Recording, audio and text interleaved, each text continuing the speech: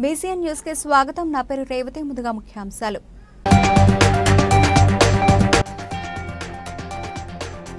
ఇంద్రమ్మ ఇళ్లలో అవినీతి సహించానన్న మంత్రి పొంగులేటి శ్రీనివాసరెడ్డి.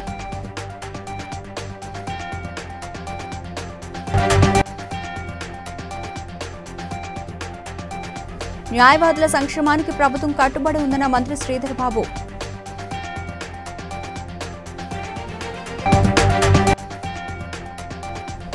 లబ్ధిదారులకు కళ్యాణ్ లక్ష్మి, షాదీ ముబారక్ చెక్లను పంపిణీ చేసిన PSC chairman MLA Arekapudi Gandhi.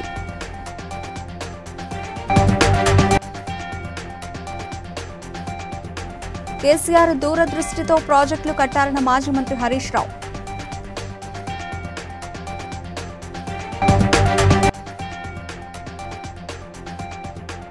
చదువులో వెనుకబడిన వారిని ప్రోత్సహించాలన్న యాదాద్రి భువనగిరి జిల్లా కలెక్టర్ హనుమంతరావు.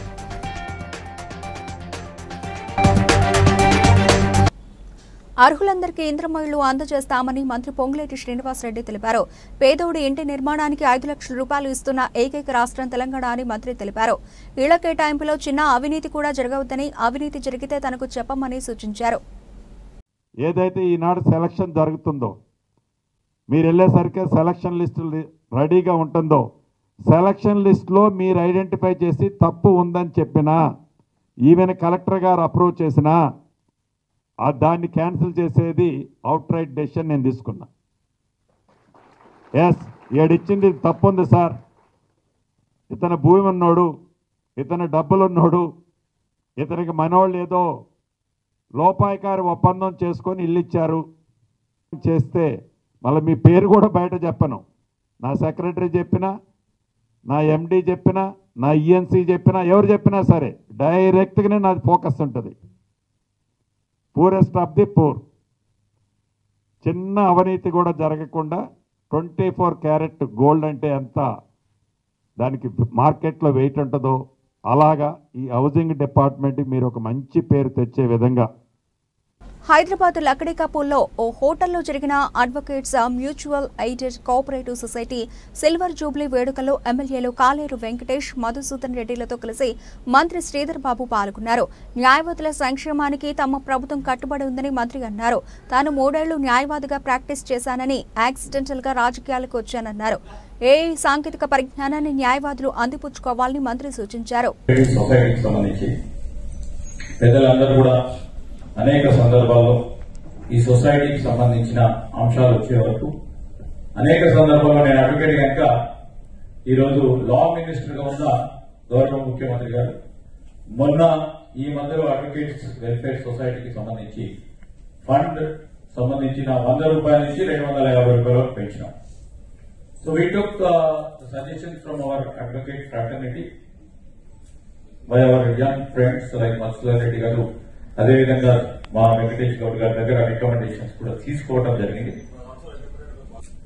దాదాపు 5,000 మెంబర్స్ తో కూడుకొని ఈ సొసైటీని విస్తరింపజేస్తూ అందరికీ మేలు జరిగే ఒక సందర్భాన్ని, ఒక ప్రయత్నం చేస్తా ఉన్న దరిమిలా ప్రత్యేకంగా సొసైటీకి సంబంధించిన డైరెక్టర్స్ కి, ప్రెసిడెంట్ గారికి తీసుకెళ్తాం, ప్రస్తావన చేస్తాం ముఖ్యమంత్రి ముందర.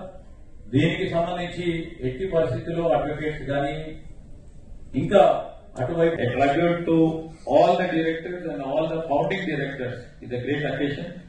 I am so thankful for all the president and the directors who have invited me as a guest, and I thank all the fellow Serilingampally నియోజకవర్గంలో 280 మంది లబ్ధిదారులకు కళ్యాణ్ లక్ష్మి, షాదీ ముబారక్ చెక్లను PSC chairman MLA Arekapudi Gandhi Vivekananda నగర్లోని ఎమ్మెల్యే కార్యాలయంలో అందజేశారు.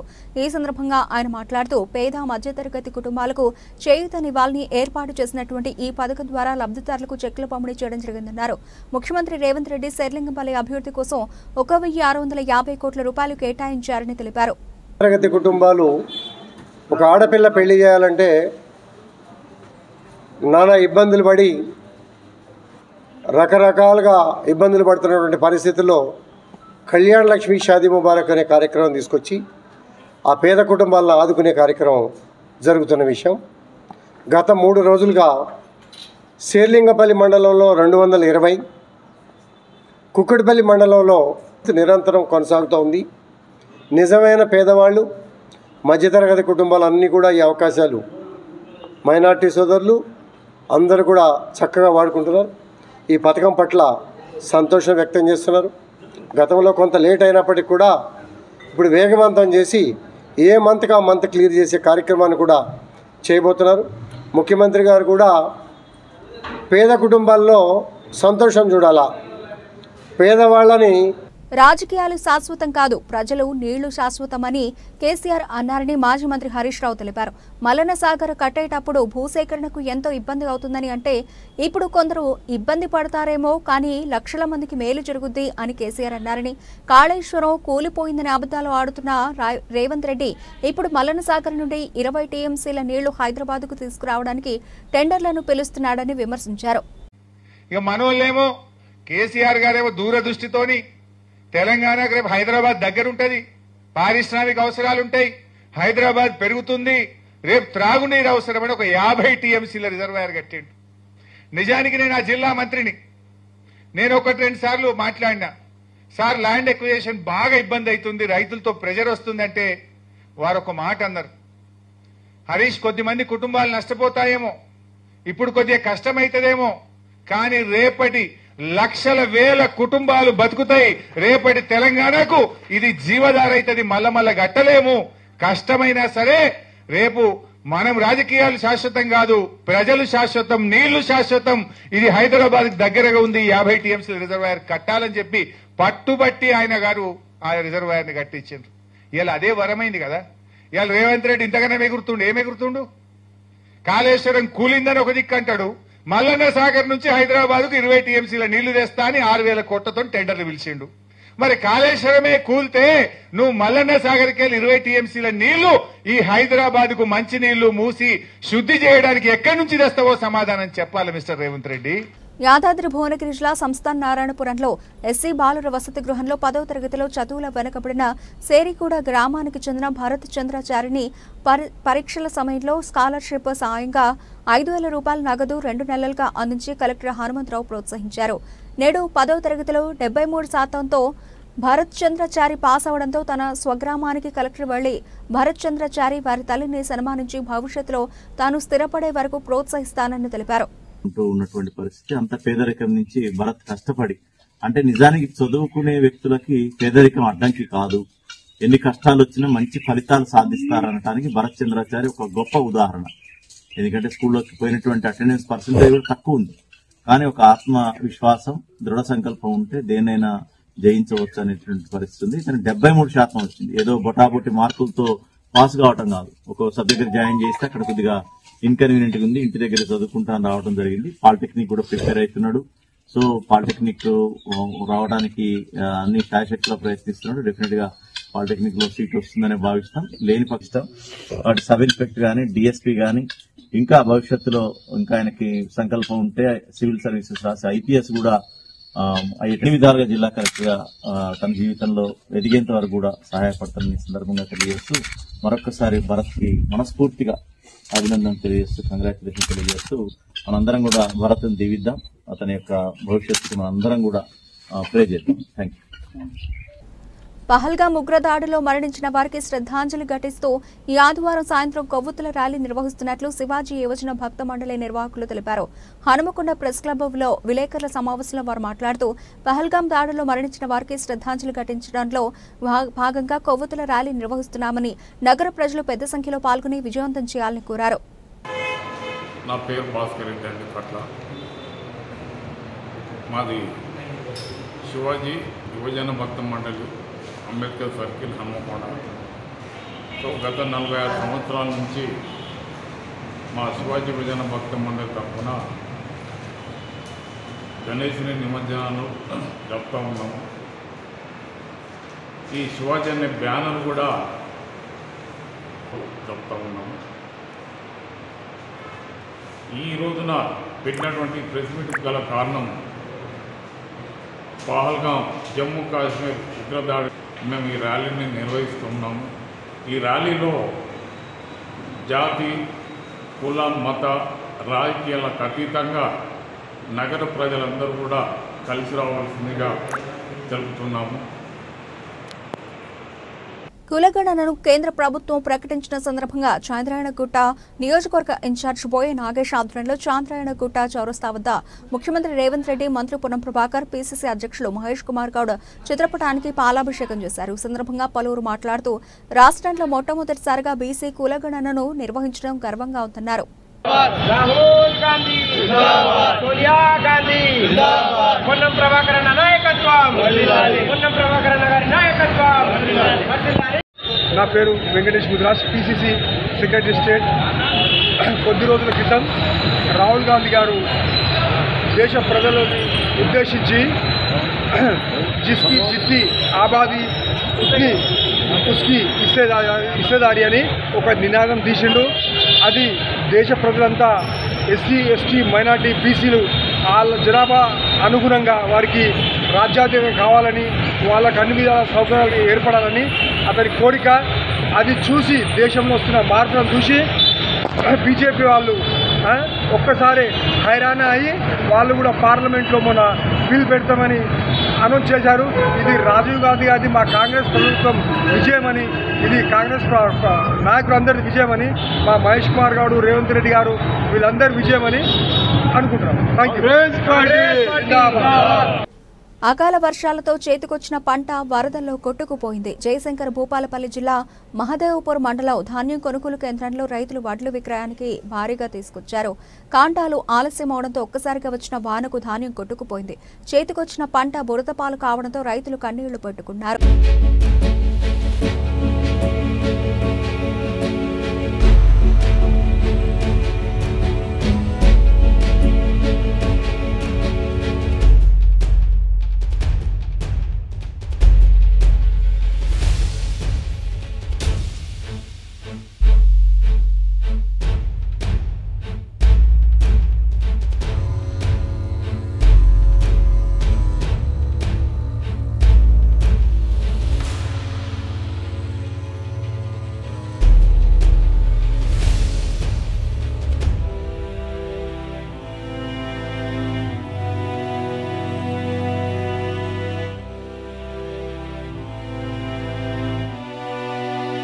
తిరుమల శ్రీవారిని మాజీ ఎంపీ విజయసాయిరెడ్డి దర్శించుకున్నారు. దర్శనం అనంతరం ఆయనకు ఆలయ అధికారులు తీర్థ ప్రసాదాలు అందజేయగా పండితులు ఆశీర్వచనాలు అందజేశారు.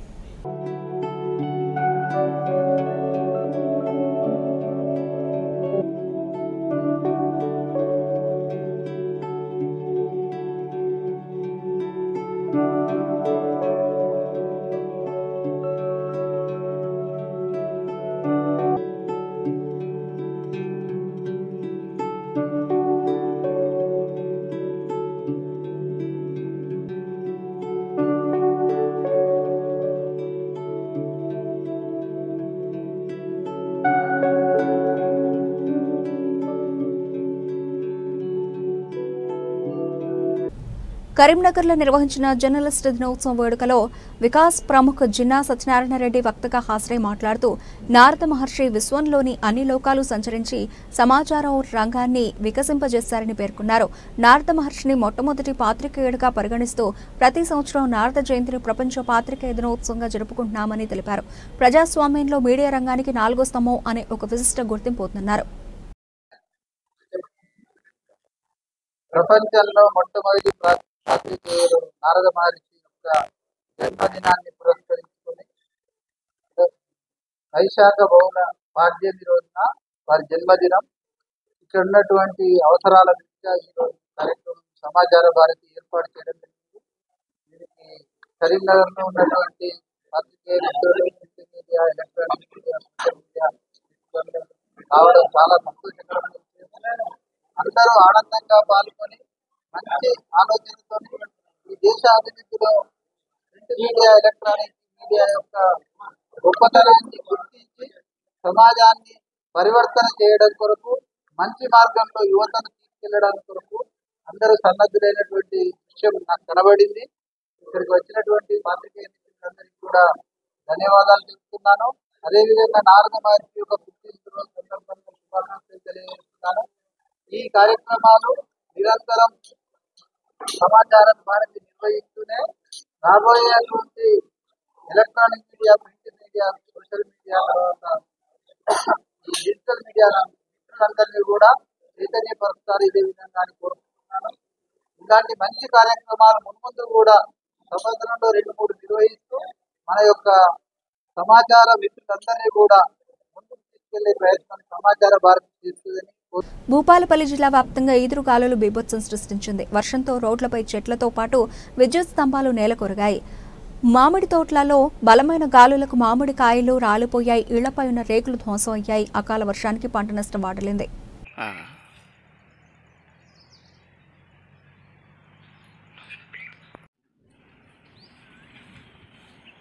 నేను ఆ 3 ఎకరాల తోట పెట్టుకున్నా, మామిడి తోట పెట్టుకున్నా. ఇప్పుడు 5-6 సార్లు మందులు కొట్టిన, 20 బత్తాలంతా మందులు పోసిన. కాయ మొత్తం కాయ సైజుకి వచ్చినాక ఈ గాడుపు దువారం, ఈ ఉరుములు తరుములు, ఈ రాళ్ళ వర్షంతో నా తోట అంతా కూలింది. మరి ప్రభుత్వం నాకు ఏదన్నా సహాయకారం చేయాలి. నేను కుమిలి చచ్చిపోతాను. మొత్తం చేతికి వచ్చిన పంట మొత్తం నష్టమైంది. మరి ప్రభుత్వం ఏదన్నా.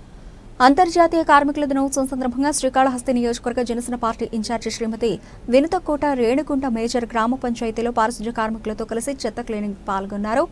అనంతరం పంచాయతీ కార్యాలయంలో 130 మంది పారిశుధ్య కార్మికులను సన్మానించారు.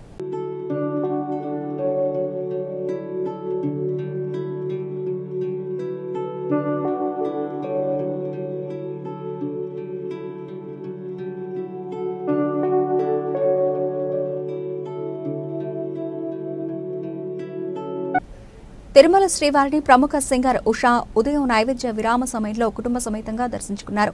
దర్శనం అనంతరం ఆలయంలోని రంగనాయకుల మండపంలో అధికారులు తీర్థ ప్రసాదాలు అందజేశారు.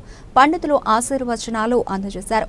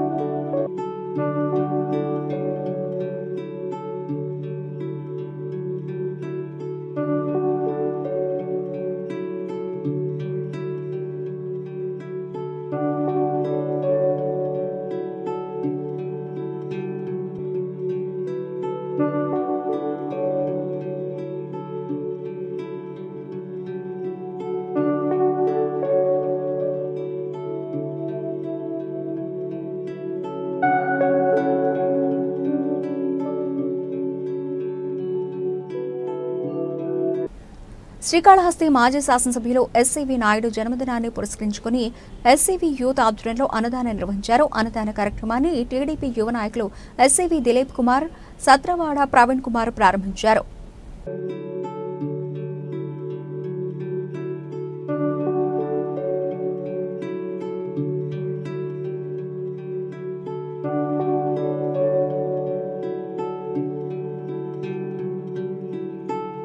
ఎర్లింగంపల్లి నియోజకవర్గం వివేకానంద నగర్ డివిజన్ పరిధిలో గల సప్తగిరి కాలనీలో ఉన్న సీతారామాలయంలో నాయనేని శ్రీలత చంద్రకాంతరావు దంపతులు సీతారాముల కళ్యాణాన్ని నిర్వహించారు. ఈ కార్యక్రమంలో కాలనీ అధ్యక్షులు శర్మ, యోజన కాంగ్రెస్ నాయకులు రికల పరమేశ్వరరెడ్డి భక్తులు పాల్గొన్నారు.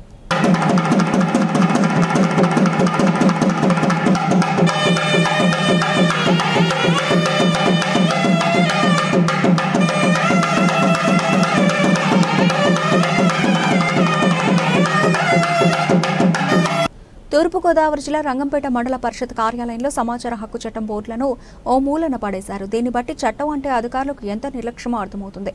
దీనిపై న్యాయ నిపుణులు ఆగ్రహం వ్యక్తం చేస్తున్నారు. చట్టాన్ని నిర్లక్ష్యపరిచిన అధికారులపై చర్యలు తీసుకోవాలని కోరుతున్నారు.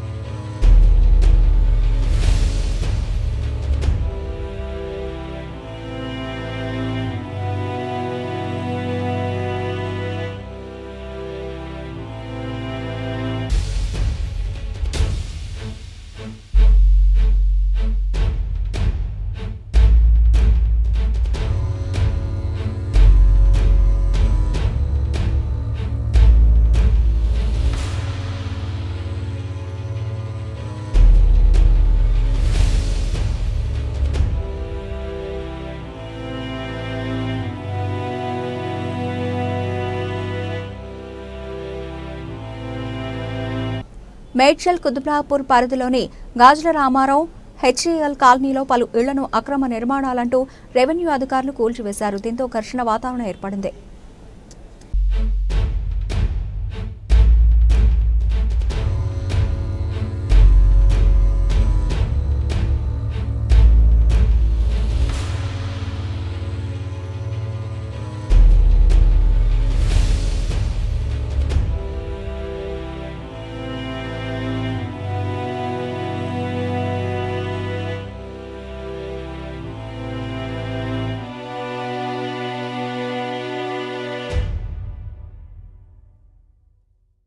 అడుగుతున్నారు సార్. లోకల్ రాజకీయ నాయకులు గుడి అప్పచెప్పేయమంటున్నారు సార్. రాజకీయ నాయకులు సార్ మాకు చిన్న మాకు సపోర్ట్ చేస్తలేరు. చిన్న వాళ్ళ పేర్లు కావాలంట. ఇల్లు పూల కొట్టుకొని ఈ రోజు నా పేరు పెట్టలేదండి. నా పేరు పెట్టలేదండి. అన్ని రాజకీయం ఆడి ఇవన్నీ అటాక్ చేసింది సార్ రాజకీయ నాయకులు. ఇది ధార్మికంగా మాకు పర్మిషన్. రెజ్లింగ్ క్రీడాకారుల సమస్యలను ప్రభుత్వం దృష్టికి తీసుకెళ్లి పరిష్కరించేందుకు కృషి చేస్తానని Hyderabad district wrestling association chairman గడ్డం శ్రీనివాస్ యాదవ్ అన్నారు. బషీర్బాగ్ ఫతే మైదాన క్లబ్ లో గడ్డం శ్రీనివాస్ యాదవ్ ను అసోసియేషన్ నాయకులు చైర్మన్ గా ఎన్నుకొని ఘనంగా సన్మానించారు. అనంతరం గడ్డం శ్రీనివాస్ యాదవ్ మాట్లాడుతూ ప్రభుత్వ ఉద్యోగాలు రెజ్లింగ్ క్రీడాకారుల కోటాను నిషేధించారని దానిని పునరుద్ధరించాలని కోరారు. నన్ను చైర్మన్ గా నియమించారు. మరి నా చైర్మన్ ని నియమించడానికి ముఖ్య పాత్ర వహించినటువంటి ప్రెసిడెంట్ బి సంతోష్ యాదవ్ గారు, అదేవిధంగా జనరల్ సెక్రటరీ నాసిర్ కులాడ్కి గారు, అదే senior vice president Shailender Singh garu, vice president C Kiran Yadav garu, treasurer Khalid ఏకగ్రీవంగా నన్ను చైర్మన్ గా ఎన్నుకున్నందుకు వారందరికీ పేరు పేరున నేను ధన్యవాదాలు తెలియజేస్తా ఉన్నాను. రెజ్లింగ్ హైదరాబాద్ అంటే ప్రభుత్వం నుంచి వీరికి నియామకాలు జరగటం లేదు. అంటే పైల్వానీలో చేసినప్పుడు ఇది ఒక స్పోర్ట్స్, దీనికి ఉద్యోగ రీత్యా వీరికి కోటాను ఇవ్వాలి. 1% 2%. ఆ కోటా బ్యాన్ లో ఉన్నది. 1-2 డిపార్ట్మెంట్ల తప్ప మిగతా అన్ని బ్యాన్ లో ఉన్నాయి. అది ఇది నామినేటెడ్ అయ్యే బాడీ కాదు. ఇవాళ స్పోర్ట్స్ లలో అన్ని నామినేటెడ్ జరుగుతా ఉన్నాయి. కానీ పైల్వాన్లు మాత్రం ఎలక్షన్లకు పోయి వాళ్ళు ఎన్నుకోబడి ఇవాళ వాళ్ళకు పదవులు వచ్చినాయి. అయితే ఏవైతే దంగలు ఉన్నాయో, ఏవైతే ఈ అఖాడాలు ఉన్నాయో వాళ్ళందరూ ఏ టోర్నమెంట్ పెట్టినా ఈ యొక్క ఫెడరేషన్ ని, అసోసియేషన్ ని సంప్రదించాలి. Indian office automation private limited నాంపల్లిలో తన తొలి అత్యాధునిక సైబర్ ల్యాబ్ ను ఏర్పాటు చేసింది. ఈ అధునాతన సౌకర్యం digital forensic data recovery landscape లో ఒక ప్రధాన ముందడుగును సూచిస్తుందని ల్యాబ్ నిర్వాహకులు తెలిపారు. అత్యాధునిక సాంకేతికతతో కూడిన సైబర్ ల్యాబ్ వ్యక్తులు, సంస్థలు, ప్రభుత్వ సంస్థలకు సేవలందించి ప్రత్యేక డేటా పునరుద్ధరణ, రికవరీ సేవలను అందిస్తుందన్నారు.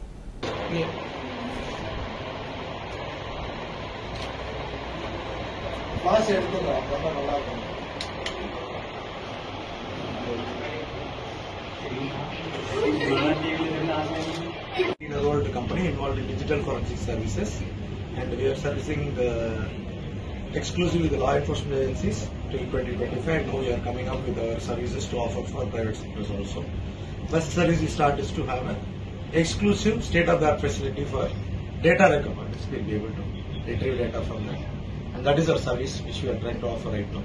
And we are also able to offer recovery of deleted files, folders and images and videos exclusively for media companies as well as for press and news agencies. We will be able to serve them with our deleted file recovery services. We have been in this industry for the past 18-19 years in digital forensics, who are exclusively graduated in forensic sciences, BSc forensics and MSc forensics. Cyber crime వాళ్ళతో, ED వాళ్ళతో కానీ police ప్రభుత్వంతో చెప్పండి. నా పేరు సారమతి. నేను ఇక్కడ IPL ఆఫీస్లో పనిచేస్తున్నాను. మా కంపెనీ వచ్చి 2018 నుంచి ఆపరేషన్గా ఉంది. ఆల్మోస్ట్ 18 ఇయర్స్గా మేము పనిచేస్తున్నాము. ఇప్పుడు ఎంప్లాయీస్ 60+ ఎంప్లాయీస్ మేము వర్క్ చేస్తున్నాము. మేము ఏం చేస్తున్నామంటే కంప్లీట్గా లా ఎన్ఫోర్స్మెంట్ ఏజెన్సీ కోసం పనిచేస్తున్నాం. వాళ్ళకు మేము టైప్ చేసుకుని మేము వచ్చి ఈ డిజిటల్ ఎవిడెన్సెస్ ద్వారా ఏమేమి ఎవిడెన్స్ ఎన్ని దొరికిందో అన్ని దాంట్లో అనలైజ్ చేసి ఇప్పుడు జరిగిన డిజిటల్ క్రైమ్స్ అన్ని మేము హోమియో వైద్య పితామహుడు డాక్టర్ షామ్యూల్ హానిమాన 270వ జయంతిని పురస్కరించుకుని homoeopathic medical association of Telangana Hyderabad వారు నిర్వహించిన ఒక్కరోజు హోమియో ఫెస్ట్ 2025 హైదరాబాద్లోని ఇన్స్టిట్యూట్ ఆఫ్ ఇంజనీర్స్ ఆడిటోరియంలో ఘనంగా జరిగింది. కేఎన్ఆర్ ఆరోగ్య విశ్వవిద్యాలయం vice chancellor doctor PV Nandakumar Reddy మరియు సిబిఐ మాజీ ఉప సంచాలకులు వివి లక్ష్మీనారాయణ హాజరై దీప ప్రజ్వలన చేసి డాక్టర్ హానిమాన మరియు డాక్టర్ ఎన్ రామయ్య చిత్రపటాలకు నివాళులర్పించారు. In our field. So let us come together to honor Dr. Hahneman's legacy and continue to inspire the future of homeopathy. So with this note, let us... General Secretary G. Durga Prasad Garu and Vice President,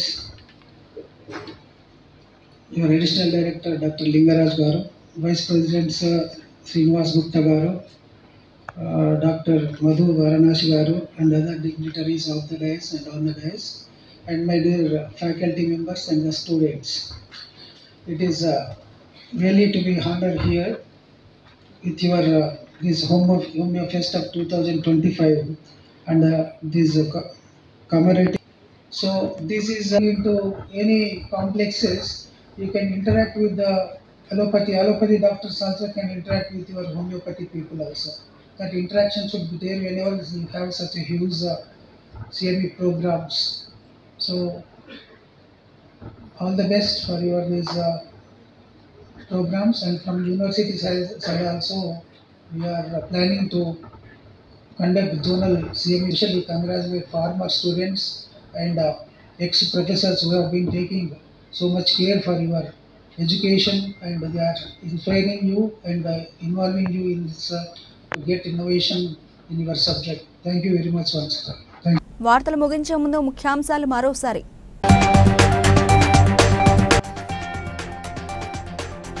Indiramma ఇళ్లలో అవినీతి సహించానన్న మంత్రి పొంగులేటి శ్రీనివాసరెడ్డి.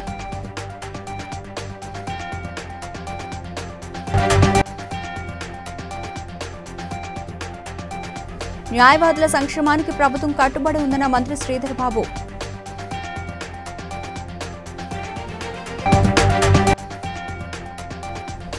లబ్ధిదారులకు కళ్యాణ్ లక్ష్మి షాదీ ముబారక్ చెక్లను పంపిణీ చేసిన PSC chairman MLA Arekapudi Gandhi.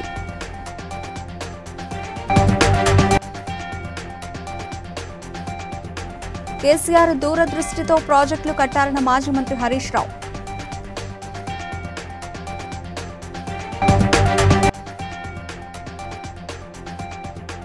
చదువులో వెనుకబడిన వారిని ప్రోత్సహించాలన్న యాదాద్రి భువనగిరి జిల్లా collector Hanumantharao.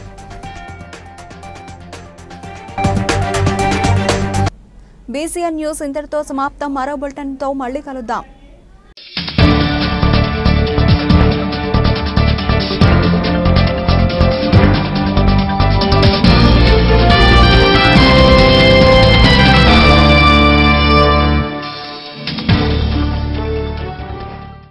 Please like and share, subscribe to BCN Telugu News. Please like, share and subscribe to BCN Telugu News.